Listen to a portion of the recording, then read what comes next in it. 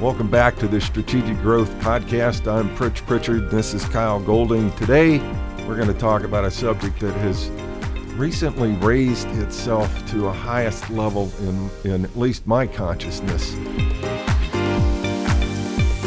The Golding Group Strategic Growth Podcast, formerly known as the Neo Marketing Podcast, offers real-world advice, expert analysis, and smart success strategies for entrepreneurs, investors, decision makers, and business leaders.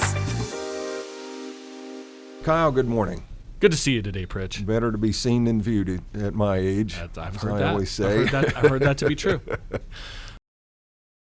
I said in the teaser that this was something that had raised its consciousness to the highest level in my brain anyway. Mm-hmm. And it's something that today's society we are so lacking, and that's civility. Oh, yes, I agree completely. It's tearing the fabric of our nation apart, and I think it's time to start talking about it. Now, fortunately, our good friend Jim Lukaszewski has been talking about decency for a long time. Makes sense. He's a leader in the field. There are a number of other, highly experienced PR professionals that are talking about decency as well. But I think it's time once again to focus on that concept of decency. I like it. I think there are a lot of different pathways, and again, this is Jim Lukaszewski's been talking about this for a long time. He's actually got the Decency Journal. It's an electronic newsletter he sends out every month. He reiterates civility often. He's also got the Decency Code, which is, I'll plug his book, the Decency Code, The Leader's Path to Building Integrity and Trust. So we'll put that information in the notes. Sure. I haven't read it yet, but I'm looking forward to reading it. So anyway, So there are many paths to decency. There are many paths to civility. There are many paths to integrity. And Jim advises us that we should take advantage of every one of those pathways, as many of them as we possibly can. All in, all the above. Absolutely. I absolutely agree too. And so it's easy for us to measure how well we're doing. He calls this the true test of decency. And that's the intentional commitment to verbal, to written communication, to deeds, and to actions that fundamentally are positive. And then there's a list of characteristics that he talks about. And I just want to delve into that for a little bit. That makes a lot of sense. And it covers a lot of ground there that should ultimately provide an approach to decency and a ingrained attitude about if you are being decent, if you are being civil, if you are being the example for others, hopefully maybe we can calm down some folks who are heated and folks who maybe are going to go down the path of let's go get in a fight. Maybe we can convince them let's just have a conversation instead. Let's have and tolerance is a joke today. Yeah. I mean, the supposed tolerant people are so totally intolerant that, I mean, it really is tearing the fabric of our society, I think. And when the approach is that to keep people from saying things, because you might disagree, you might hurt someone's feelings, might not be appropriate, political correctness and things of that nature, and 20 years ago, people were saying political correctness is going to cause trouble. Well, here's the payoff. Yeah. That approach, don't let people talk. Don't let people say these things. Don't let them think these things. Right. That's the counter antithesis to how you get people to understand that if they have theories that are outside the norm, if you will, the only way you can bring them back towards the norm or have any sort of collaboration or change people's opinions that might be foul is to have conversations with them. And they have to be able to express themselves before you could say, well, here's a counter argument, or here's a balance, or here's a different experience that you can add to that might change your opinion or overall view of something that you find unfavorable, etc. We had a earlier podcast on listening, and that's absolutely critical to this whole thing. But today, if you don't agree with what somebody says or thinks or lives, You just shout louder. Right. You know, and that is, you're right. That is the antithesis of decency. That's Right. the antithesis of civility, right? Here's a concept. One of the characteristics Jim talks about is doing things that benefit the recipient more than the sender. Yes. Giving is better than taking. Yeah, absolutely. And in the future, I would call that the Santa Claus. Santa Claus, the Santa Claus effect, right? Or the golden rule, No, right? You can't go wrong with the golden rule. Can't go wrong with that. I'm going to do a podcast in the future on burnout because I think it's also endemic. For sure. Today in our society. But so, and one of the ways to beat burnout is to give, right? Yeah. So. And to receive more positive feedback than negative. It's easy to get burnt out when everything you encounter is negative. Right. That's counter the human experience. Right. Human beings don't want to get yelled at all day long. Absolutely. We want to have pleasant experience as we're receiving and then give pleasant feedback. Absolutely. That's how human beings are wired. Absolutely. The other characteristic and it's in the title, civility. It's civil, being civil, doing things that are civil. Unlike the age-old Saturday Night Live debate, right? Jane, you ignorant slut. That is definitely not civil. It's very uncivil. Yes. Which was the joke, right? Because they were supposedly newscasters who were professional in their approach, and then they took the very, very unprofessional approach as the absurd view on it, which was what makes it comedy, farcical, etc. But we've gotten where that's probably more realistic than that's more being mainstream. So extreme that it becomes a comedy routine. Right. Exactly. I agree. Compassionate is another thing. My wife and I had a discussion the other day about empathy and compassion, and compassion is understanding where the other person is at, right? And it's empathy is getting into the foxhole with them and crying with them, walking in their shoes, right? Compassion is understanding where they're at and not necessarily getting into the foxhole and crying with them, but being there for them. Both of those concepts actually relate back to the misguided idea often of competition. Yeah. People think of competition as the enemy. Right. Of someone you have to beat the competition in business, Right. in business or in professional life, whether it's your competition for the next promotion at your job, or if you're running a small business, like someone who might be in line for a client you're looking for. But competition is not about destroying the competitor. Competition should be making you better at what you do and presenting the best version of yourself. So if you're competing in the wrong ways, if you're like, I'm going to go out and steamroll my competition, you're not having empathy and you're not having compassion. And you're not being compassionate. And you're not being. But if you instead internalize that competition is something that is beneficial, then it allows you that space, and it actually benefits you to have empathy and compassion, to put yourself into people's shoes and understand where they're coming from. The more you understand them, whether they're your competitor, your audience, your consumers, your coworkers, the collaborators, people that work under you or above you in the corporate chain, if you will, the more you understand people, the more that you can do well with people and benefit everyone, including you, in your path of success. Absolutely. And it's all and going back to the very first thing, doing things that are better for the recipient than for you. That's all part of that deal. Yeah. And it's a key tenet of decency and civility. Being constructive. We've all heard about, I'm gonna tell you this out of love. I'm gonna tell you this out of compassion, right? But I'm going to be constructive about it as well. You suck is not very useful for anybody, right? No, there's no benefit to you suck, but here are ways you can improve. Here's what you're doing That's well. constructive. Here's where you can grow. Yes. Right? Absolutely. Because we all can.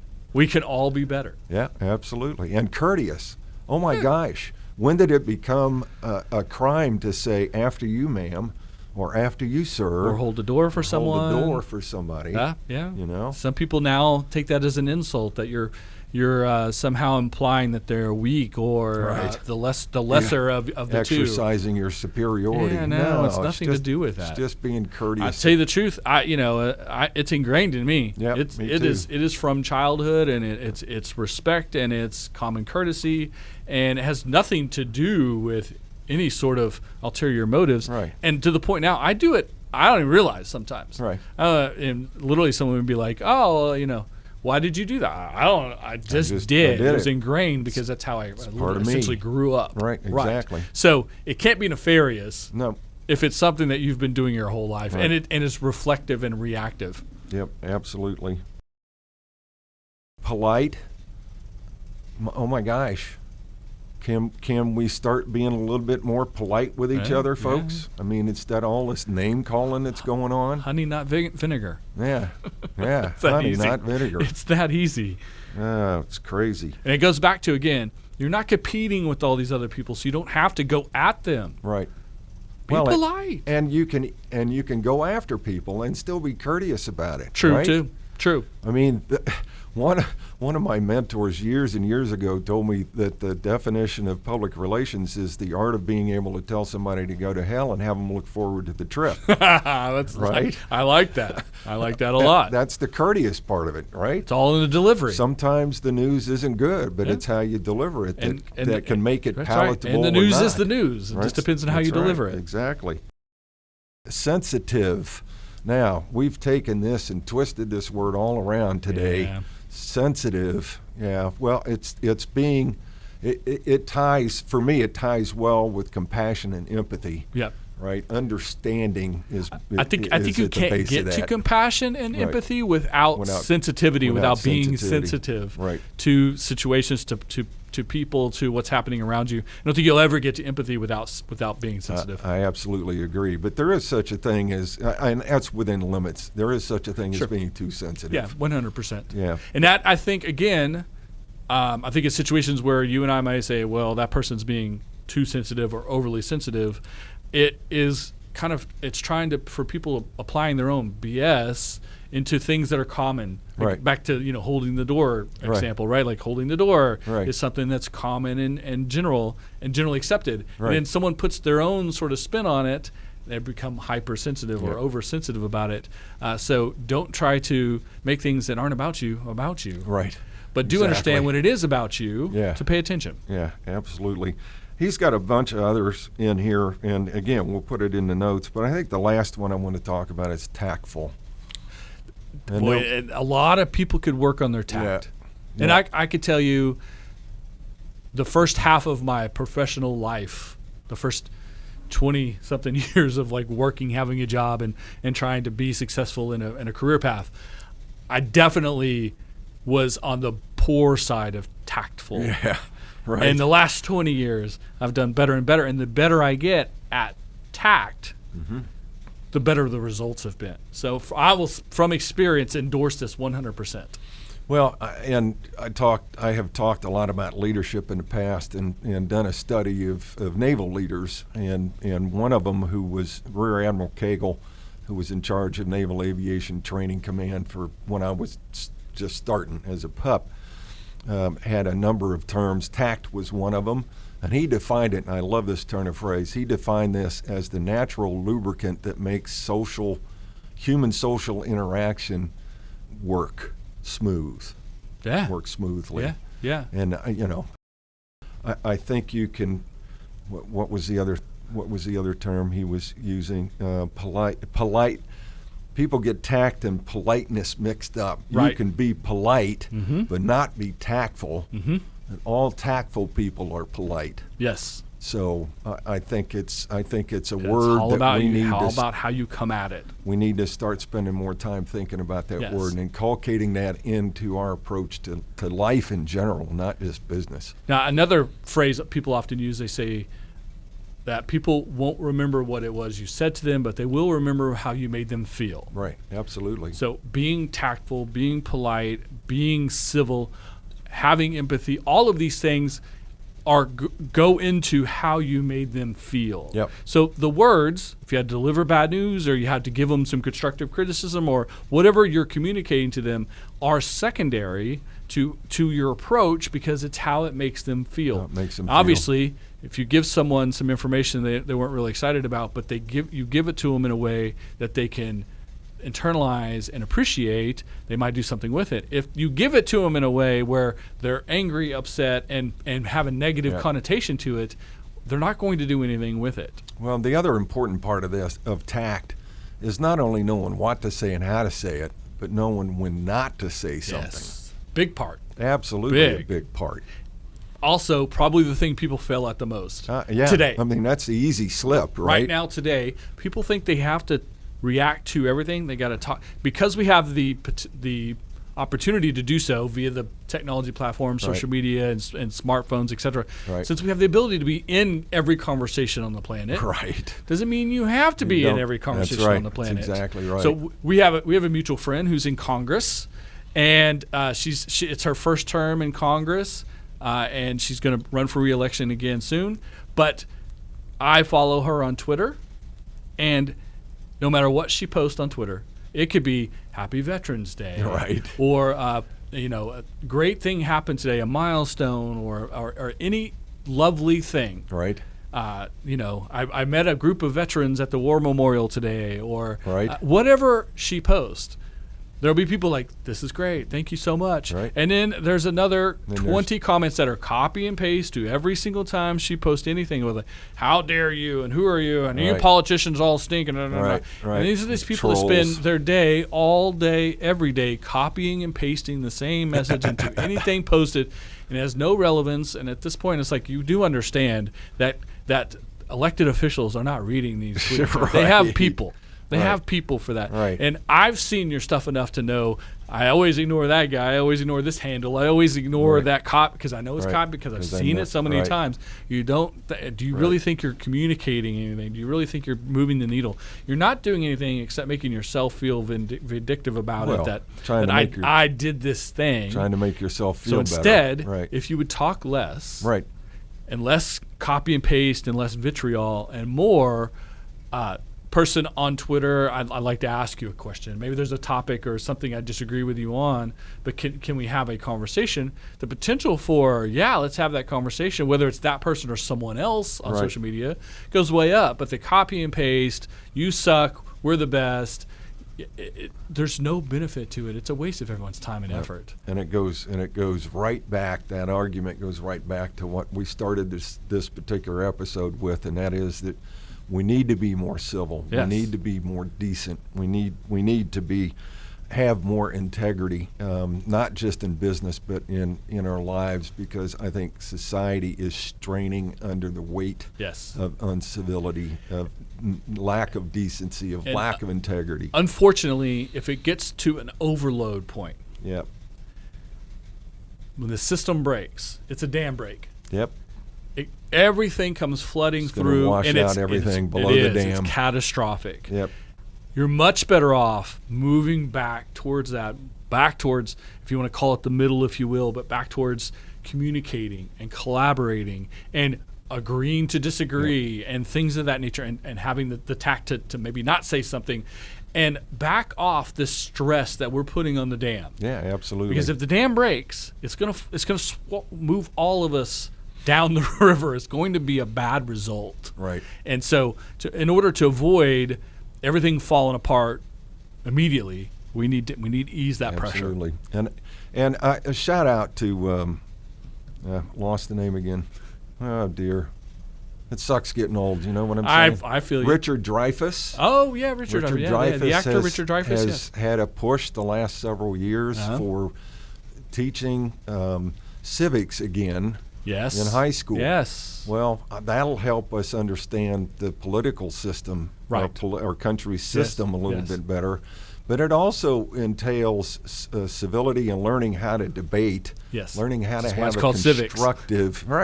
a constructive conversation. So, I would. I'll see if I can't find some contact information. We need to get back to Lincoln Douglas debate style. I mean, we need to go back to presenting ideas and presenting facts and making making a case for your fact, not arguing against the other side, Right. and then finding a way to meet in the middle. I did Lincoln Douglas debate in high school and college, and debates aren't, I won 10 points, you won 0, I'm the winner. Right. I won 6 points, you won 4. I squeaked out the victory. Right. If we're talking about a contest or something that's judged, Right. Because you have to meet in the middle. There are things on both sides of the conversation that are factual and are Right. correct and are appropriate approach. Right. And one of the best techniques to winning a debate when it comes to a debate competition, if you will, and I haven't done this since high school or college, but ultimately accepting the majority of the premise from your opponent. Right. Acknowledging And accepting. You're right about that. We agree Right. that the sky is blue, Right. the water is wet, Right. and that oxygen is good for human beings. We Right. agree with you on that. Now Right. we do. But we clouds, on the other hand. but we disagree Right. on thunderstorms and lightning. Right. And so Right. then you get to focus the conversation on just the places you disagree, Right. and you get to acknowledge that you have more in common. Yep. But if you do that, you sort of in a debate contest situation, you take away those potential points for them by agreeing, like, well, we're both there. Right. So we don't Right. have to discuss that. Let's discuss the things that we feel like we have the stronger argument, Right. and we have more information, more facts that we can win in a point system for the judges for our debate here. So Yeah. the same thing in humanity We and need to communication we need to get is back to let's it. talk about the things that we agree on. Right. That the idea again, coming back to the middle. Now instead of being 100% this way and 100% this way, we're 10% this way and 10% this way. Now how do we bridge that last 10% as opposed to 200%? Right. It's a much easier conversation to Much have. easier conversation to have. And I just channeled the scene out of Hitch, the 80-20 rule, Yeah. where you go 80 and she goes 20, and you get a kiss out of the deal. So I just let's go to this utopia. All right, that's what I'm saying. We've had enough of this other BS. That's right. I really think, not just in business but in society, and that's as close to being political as I'm going to. At the end of the day, I feel comfortable. Yeah, at the end of the day, extremes of either end Yep. are. They're the furthest They're apart the from each other, extremes, the right. least likely to be beneficial to anyone. So we've got to not go there. Right. And again, not look to get away from each other, look to come to each other. Absolutely. So that's what we've been talking about today. Hope you enjoyed it. If you did, please subscribe, hit that alert button, and send us your comments. There's a part of me that hopes that maybe this generates a little bit of controversy that we can talk about and meet in the middle. So until next time, ciao. Good luck. Thanks for listening to the Golding Group Strategic Growth Podcast. Make sure to subscribe so you never miss an episode. Tell a friend, leave a review, and engage with us on social media. To contact us, please visit thegoldinggroup.com.